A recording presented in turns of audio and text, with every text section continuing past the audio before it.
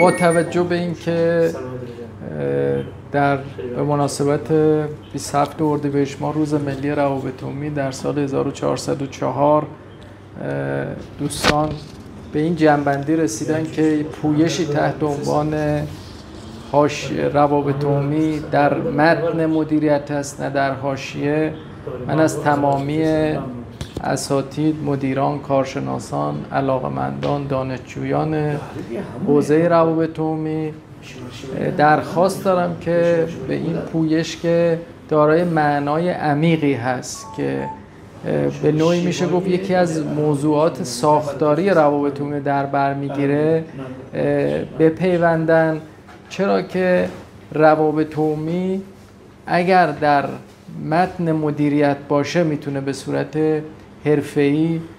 و استاندارد کارهای خودشو و تخصصی کارهای خودشو پیش ببره و یک روابط عمومی کارآمد و سرآمد باشه. در غیر این صورت به هر حال روابط عمومی همچنان در حاشیه قرار میگیره و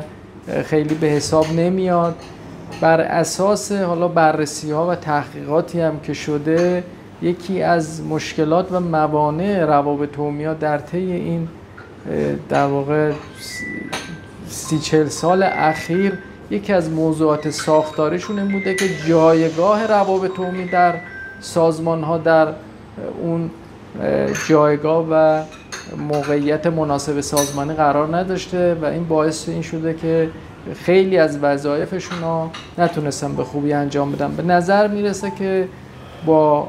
راه اندازی این پویش که ایده خوبی بوده که انجمن‌ها و تشکل‌ها به نوعی بانی شدن، شاید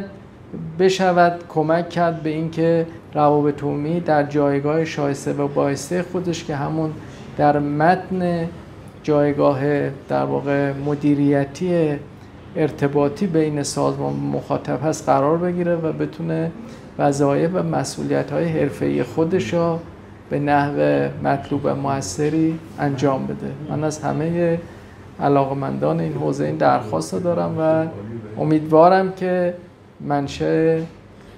خوبی برای یک کار تحولی در حوزه روابط عمومی باشه. متشکرم.